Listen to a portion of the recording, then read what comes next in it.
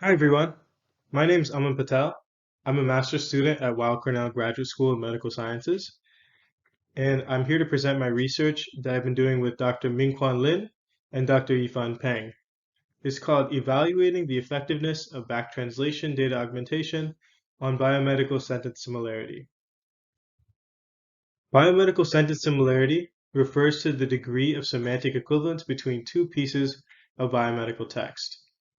Sentence similarity has many applications in natural language processing, including information retrieval, text clustering, summarization, question answering, and plagiarism detection.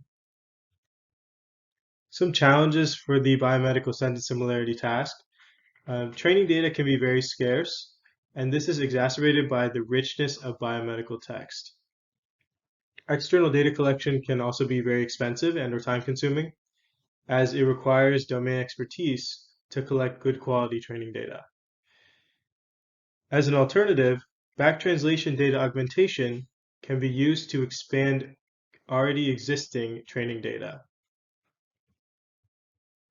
Back translation refers to the process by which a piece of text is translated into one language, then translated back into the original language.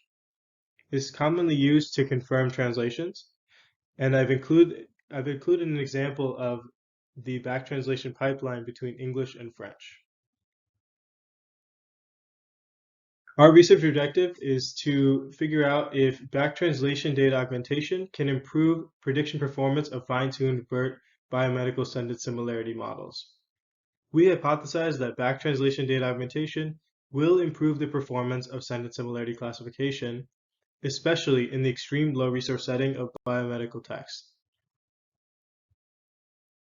For this research, we use the BioSSES dataset, which consists of 100 sentence pairs of biomedical text. Each pair is given a score from 0 to 4, where 0 indicates that the two sentences are on different topics, and 4 indicates that the sentences are nearly semantically equivalent. These annotation scores were determined by 5 independent annotators whose, whose scores were combined using a majority vote to generate a consensus. After consensus scores were generated, the data was split into training, validation, and test sets using a 70-20-10 split. As shown in the table below, there is a slight class imbalance favoring classes 2 and 3 relative to classes 0, 1, and 4.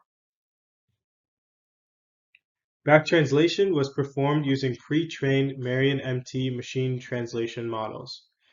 The original BioSSES sentences were translated from English into Chinese, then back from Chinese to English.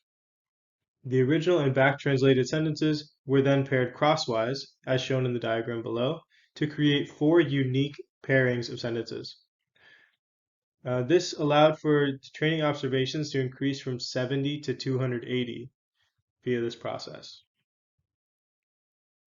Prior to fine-tuning the BERT models, the sentence pairs had to be converted to a form which is comprehensible by BERT.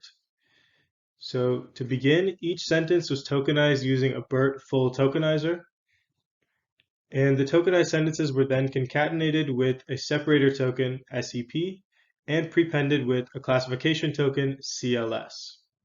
The separator token indicates where the first sentence stops and the second sentence begins, while the classification token indicates that BERT is being trained for a classification task. The tokenized sequence is then encoded to yield 3 input tensors for the pre-trained BERT encoder layer. The fine-tuned portion of the model contains a pre-trained BERT encoder layer, a dropout layer to reduce overfitting, and a prediction layer to compress the output vector to a single node, as shown in the architecture below. 2 pre-trained uncased BERT-based models were fine-tuned per split. The baseline model was fine-tuned on the original BioSSES dataset, while the experimental model was fine-tuned on the back-translated BioSSES dataset. Models were trained over 3 epochs with a batch size of 8, with an initial learning rate of 2 × 10⁵. Mean squared error loss was used for training and validation sets, and both models were trained on 20 random splits to generate a distribution of prediction performance. Pearson correlation was used to evaluate model performance, and the correlation was calculated between the predicted scores and the true labels for the BioSSES test set. As shown in the table above, back translation yielded an increase of 31.45% in Pearson correlation. Also, training and validation losses were smaller for the model fine-tuned on back-translated data relative to the model fine-tuned on the original dataset. Although the model that was fine-tuned on back-translated data performed better, both models were preferential to classes 2 and 3 due to the previously mentioned class imbalance.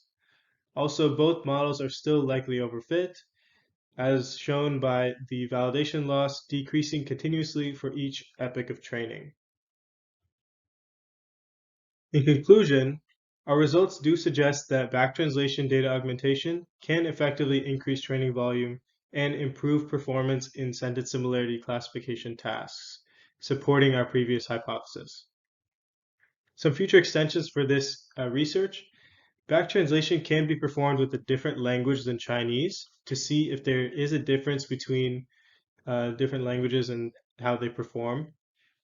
And fine-tuning BERT models pre-trained on biomedical text, such as BlueBERT or BioBERT, may produce more accurate results relative to the uncased BERT, which is pre-trained on natural language. These are some of the references that we use throughout the project. I'd like to thank you all for listening, and I hope you enjoy the rest of the conference. Thank you.